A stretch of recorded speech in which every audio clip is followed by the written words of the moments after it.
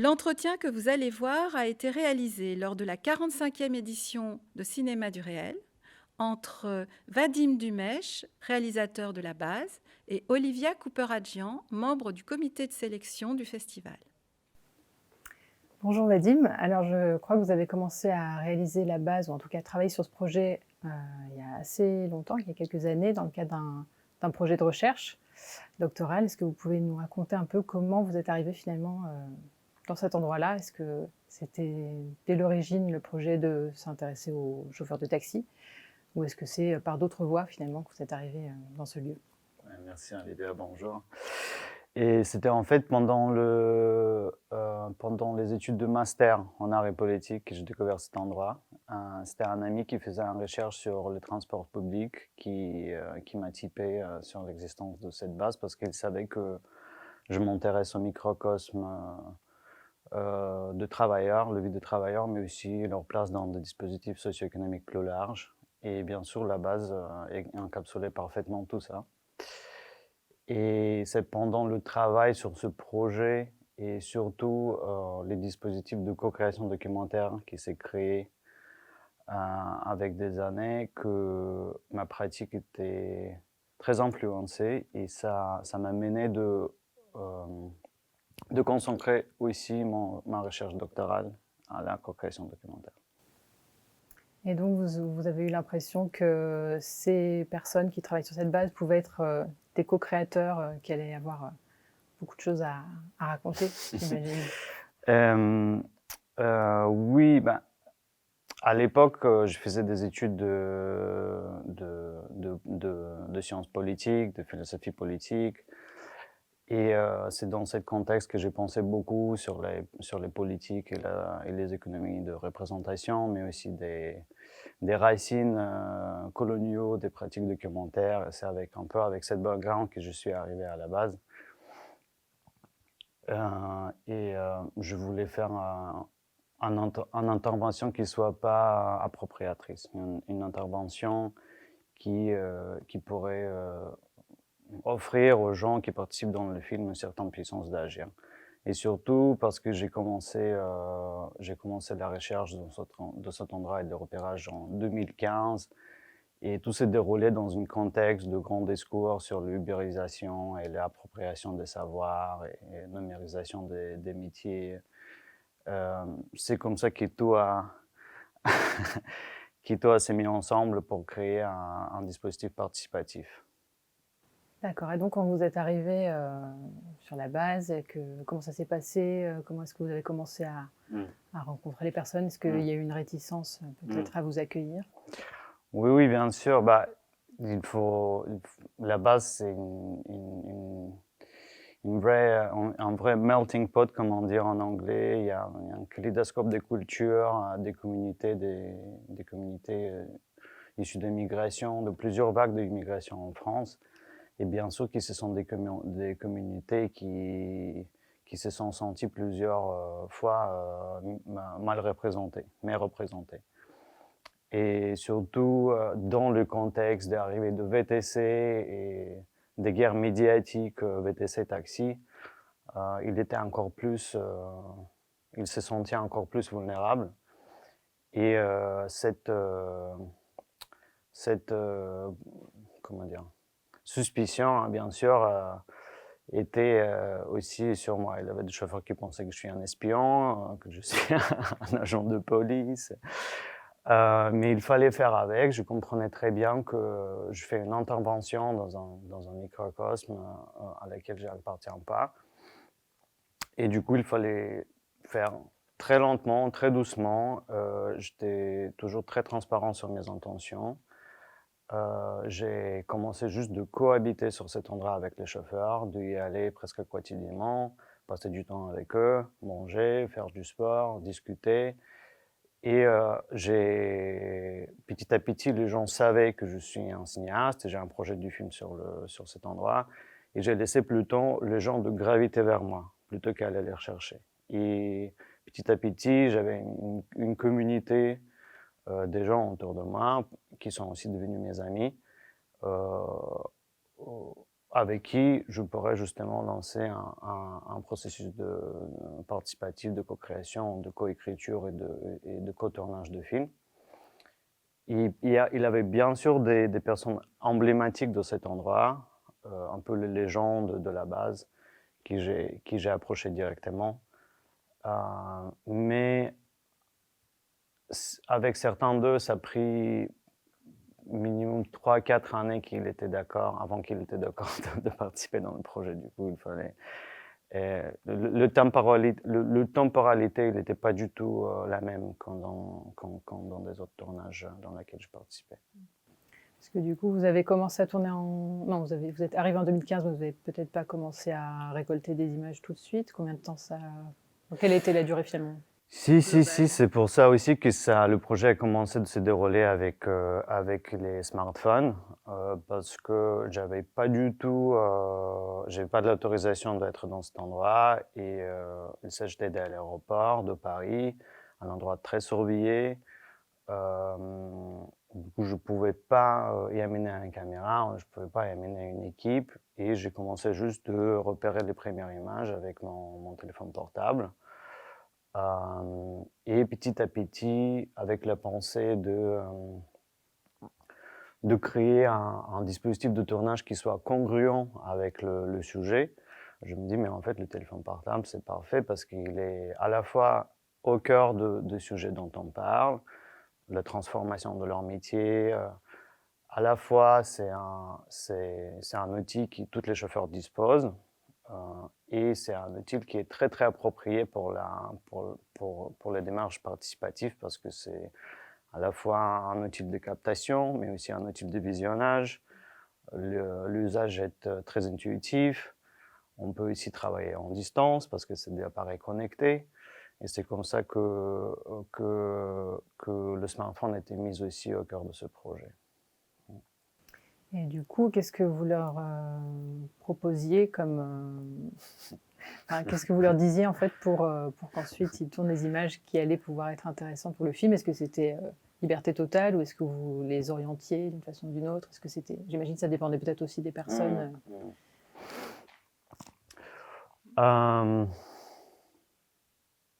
Oui. Bon, j'ai travaillé avec, je pense qu'au fil des années, depuis en 5-6 ans de ma présence dans ce territoire, j'ai travaillé avec une douzaine de chauffeurs.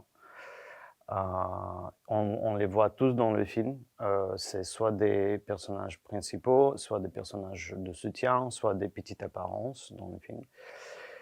Et avec chaque chauffeur, finalement, j'ai eu un processus de tournage et d'écriture qui était personnalisé.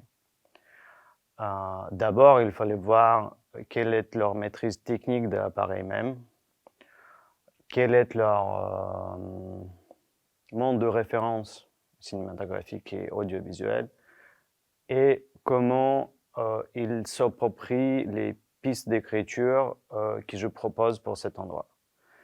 Et c'est le mixture de ces 3 facteurs qui déterminait finalement le résultat et le mécanique de notre travail.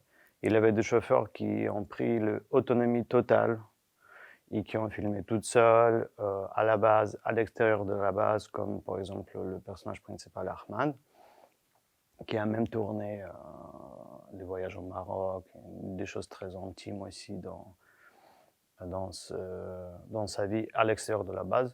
Mais il avait aussi des chauffeurs qui disaient en fait, c'est toi ton boulot, moi je suis pas un cinéaste, si tu veux me filmer, tu me filmes, et voilà, je vais pas toucher l'appareil.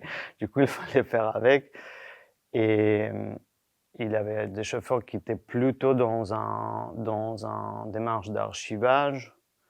Il avait des chauffeurs qui étaient plutôt dans une démarche de co-activisme. Il avait vraiment des chauffeurs qui étaient dans une démarche d'autofiction, avec laquelle j'ai vraiment écrit des scénarios à eux proposer, à relire.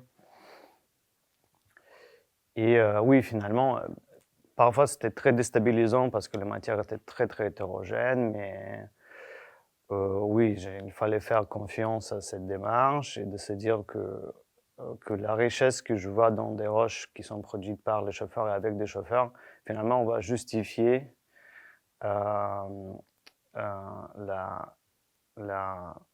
disjonction et de la nature très, très hétéroclite de ces images, très labiles. Et donc, est-ce qu'il y a aussi des images qui viennent d'autres personnes avec qui vous avez peut-être moins de contact, mais ou c'est vraiment les 12, vous disiez en tout? Finalement, les images qui sont dans le film, c'est mes images et les images de 3 personnages principaux. Et ce qui était très important pour nous d'établir dans le montage, c'est de pas introduire de hiérarchie entre mes images et les images du chauffeur, que ce soit en fait cette circulation de points de vue soit complètement libre et leurs images ne sont pas complémentaires à les miennes, mais ils sont à la même échelle, la même importance dans le film, dans le montage final. Je pense que moi aussi, je ne suis pas un chef opérateur, un caméraman professionnel. Avant ça, j'ai travaillé toujours avec une équipe. Du coup, pour moi, c'était aussi un processus d'apprentissage et j'ai essayé de adapter mes propres images à leur style de prise de vue pour aussi pour faciliter après la tâche de montage, mais aussi d'aplatir cette asymétrie de compétences qui existe bien sûr entre eux et moi parce que je suis un cinéaste et je suis formé en cinéma et eux, il appartient complètement à notre métier. Mais c'est vrai que effectivement, le film donne cette impression à la fois d'hétérogénéité et d'une forme de cohérence. Et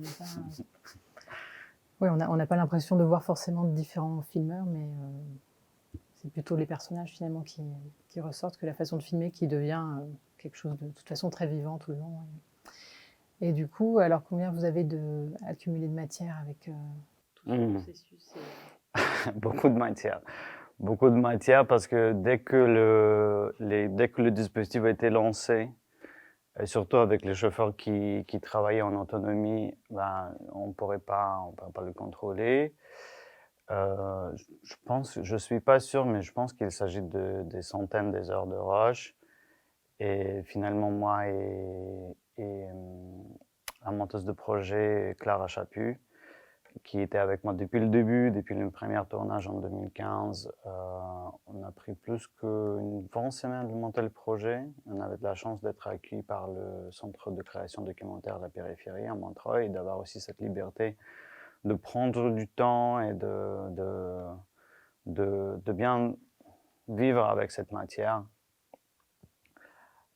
Mais c'était un grand challenge de montage de à la fois maintenir cet aspect circulatoire et libre et kaléidoscopique de la base et de cette image, mais aussi garder en tête qu'on crée un œuvre cinématographique, un long métrage dessiné par une salle de cinéma qui a ses propres contraintes et des grammaires qu'on doit aussi mettre en place.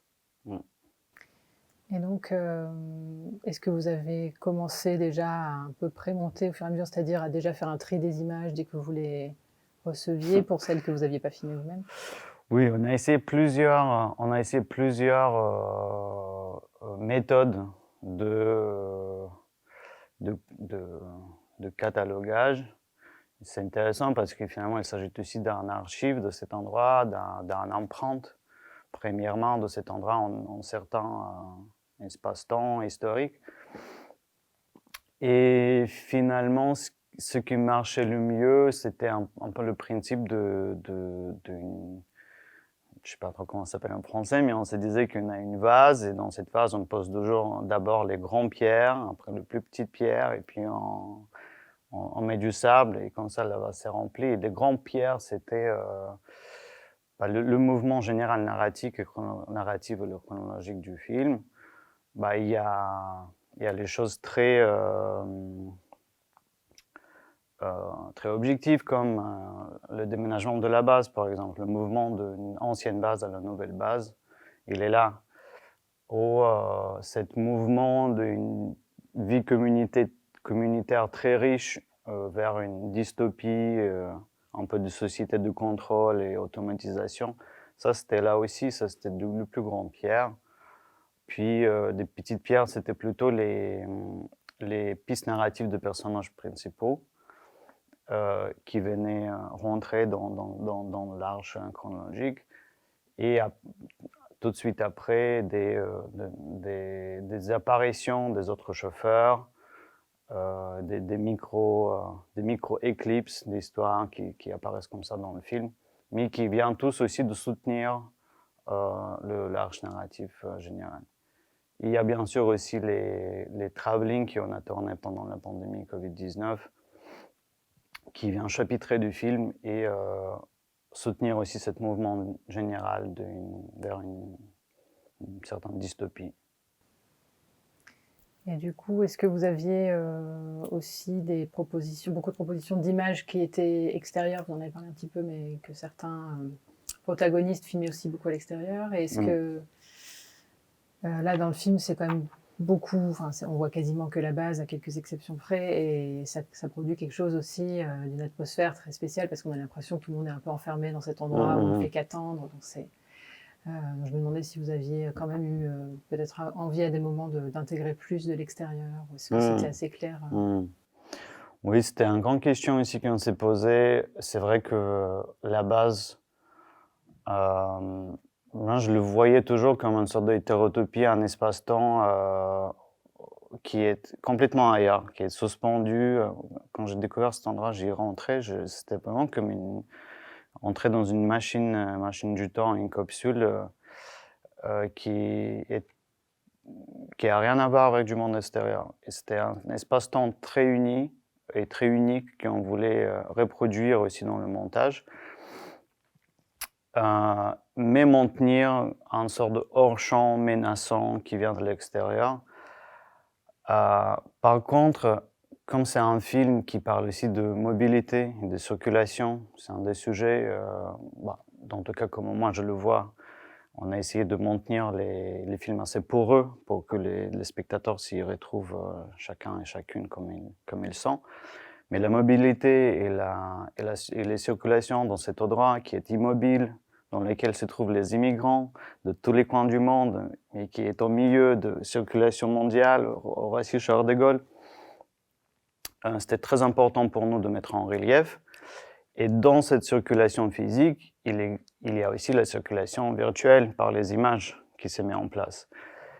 Et c'était intéressant pour nous de faire un saut dans cette circulation et de sauter jusqu'à la Méditerranée, jusqu'à le Maroc avec Ahmad, le personnage principal du film, bien sûr, et de ici lui offrir un happy end, de le faire sortir de ce monde de béton et du contrôle, et d'aller chez lui comme il voulait. Et bien sûr, cette saute, il complète aussi une autre sujet très important dans le film, qui est l'appartenance. Et c'est comme ça qu'on a pensé. Oui, c'est vrai que ça finit sur quelque chose d'un peu plus vivant, vivant dans le sens où il y a la nature. Alors qu'au départ, c'est vrai qu'on vous montrait beaucoup la façon dont les chauffeurs s'approprient l'espace, et avec le jardin, etc. Donc c'est vrai que ça existe vraiment comme un monde alternatif. Et puis c'est vrai qu'avec le déménagement, ça devient quand même moins accueillant, et on sent beaucoup moins cette possibilité d'habiter le lieu. Et donc effectivement, c'est un peu rassurant à la fin quand il y a cette échappée qui n'est pas perdue. Est-ce que vous avez beaucoup réfléchi, beaucoup questionné votre place dans le film, parce qu'on vous apparaissait, je pense, juste à un moment ou deux, trois moments, ouais. Ouais. Et voilà, donc c'est une présence discrète. Est-ce que vous avez envisagé qu'elle soit plus importante ou carrément pas du tout Oui, bien sûr, au début, c'était très séduisant de m'extraire complètement du film, parce que je l'imaginais toujours comme un sort d'archive, embouteillé à la mer, composé des témoignages première main de ces gens qui s'adressent aux spectateurs du futur et qui voyagent vers le futur. Et j'avoue qu'au début, c'était aussi mon intention. Mais comme j'ai parlé de circulation de points de vue, et généralement, la question de point de vue est très, très importante dans le cinéma documentaire, qui voit, comment voit, d'où voit,